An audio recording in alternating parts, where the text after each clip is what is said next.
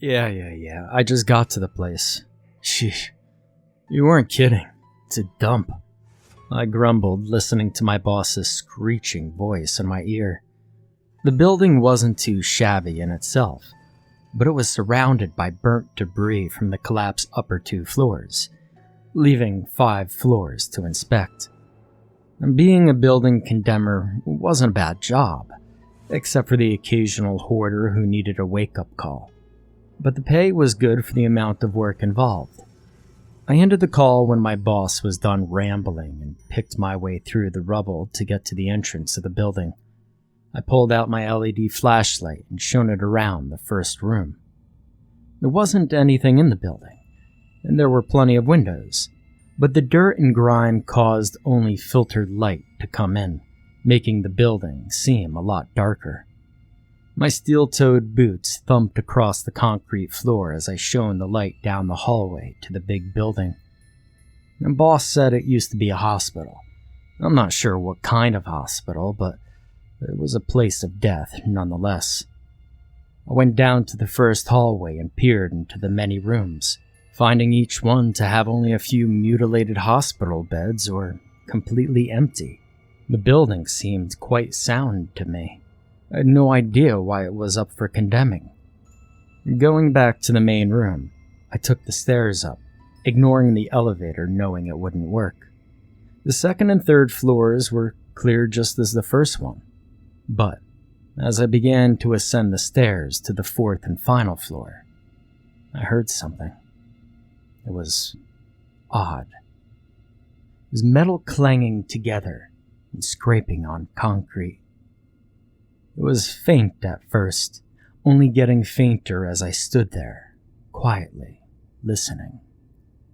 When the noise stopped completely, I went up the stairs, noting the broken pieces of roof on this floor, being the last complete floor I would have to check. My flashlight uncovered nothing of real importance. That is, until I checked behind a desk. Behind the half-circled desk were 3 mattresses pushed together, and several boxes of canned food. There was also a hot plate and a backpack full of clothes. People were living here. Hello? I called, looking around. Is anyone here? But still nothing. Listen, this building is going to be torn down. If you can hear me, I suggest you leave soon. And at this point, the whole building got cold, the very air turning frigid. I shivered and looked around. The sun was still out shining, so why did the building get so cold? I looked around in a big circle before walking down the hallway to check the other rooms. The first 3 rooms had been devoid of their mattresses, and the other rooms, well, they were difficult to explain. There were bones. Lots of bones. I was unsure if they were animal or human bones, but I didn't want to check. Whatever was leaving these was apparently eating whatever creature they belonged to. The bones were riddled with teeth and bite marks, almost as if a dog had been gnawing on them for too long. I swallowed thickly and turned into the last room, expecting to see more bones. But I froze.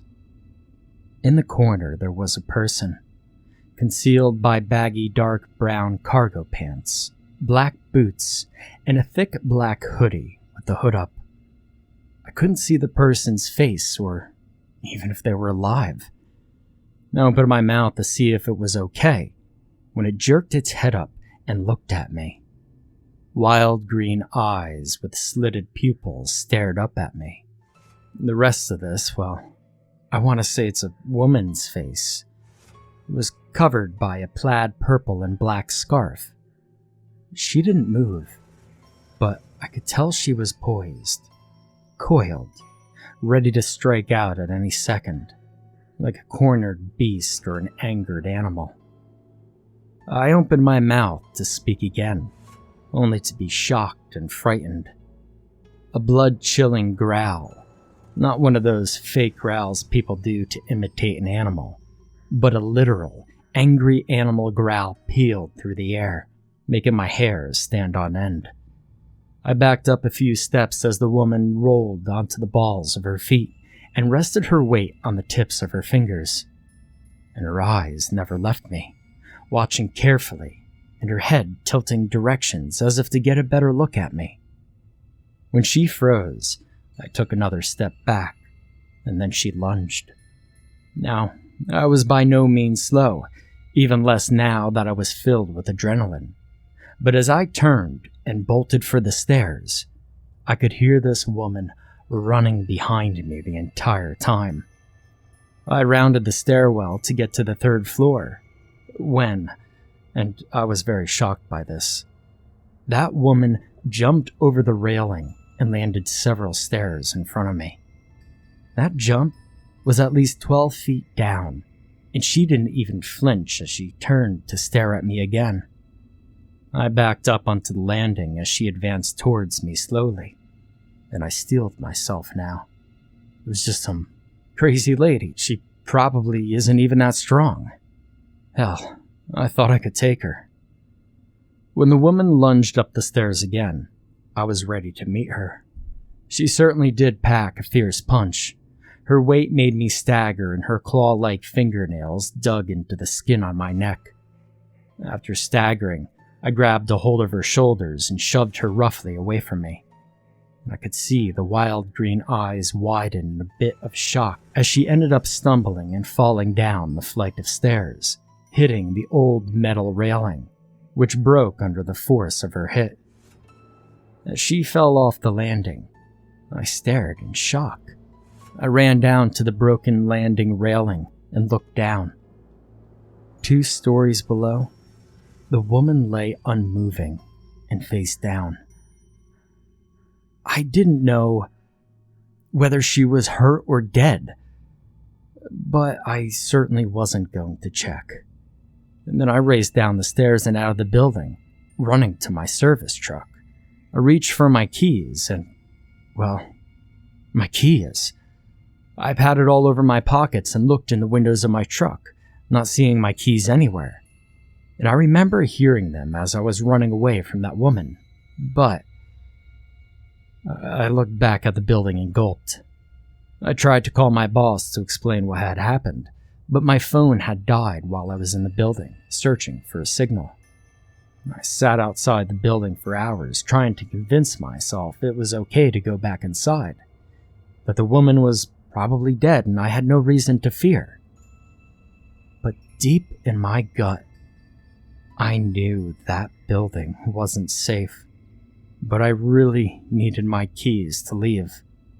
I could break into the truck, but not my house or my safe or the extra keys for my kids' diaries.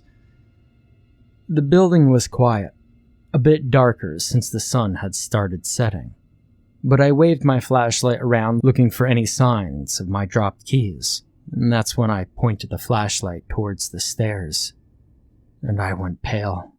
My knees trembling.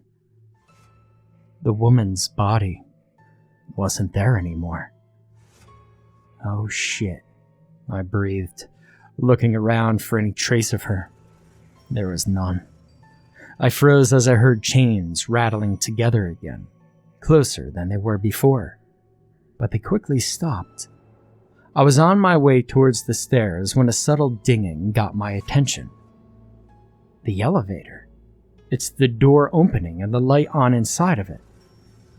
There on the floor of the elevator sat my keys. Now, there was some part of me that just knew it was a trap, and I had tried to find some object I could use to reach in and get my keys with, but to no avail. I would have to go in and get them myself and endure whatever torment would befall me. I walked to the elevator, its doors patiently waiting to accept me with open arms. I slowly and quietly entered the red carpeted elevator.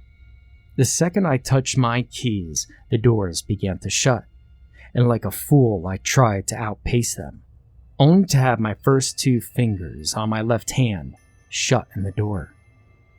I yelled out in pain as I felt the bones crack and break, possibly even shattering, almost drowning out the noise of the elevator moving up.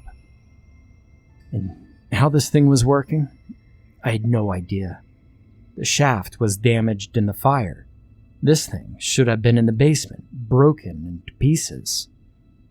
I groaned as the elevator lurched to a stop and the light went out, and for several moments I was enveloped in cold darkness. My hand throbbed, sending aching pains up my arm and into my shoulder as I stood there with my hand clamped in the vise of the elevator doors. After a few more moments of the dark, I pulled out my flashlight and turned it on. And oh God, this woman, this thing, dressed in all white from her head to her feet. She stared. Her eyes were all black except for a thin white slit, which I supposed was her pupil. Her skin, bleach white. Her clothes, bleach white. Her hair was bleach white, but her hair... Oh God, her hair. I could tell that the roots of the woman's hair were also bleached white. But her hair was completely and utterly soaked in wet crimson blood. I could hear it dripping, forming puddles on the elevator floor. For some reason, and I didn't question why, the blood didn't stick to her skin or clothes, just her hair.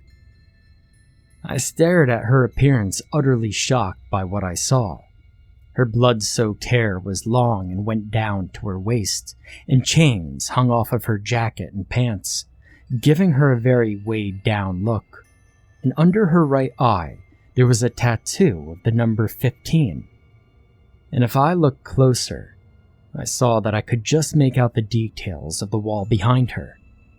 She was transparent like a ghost.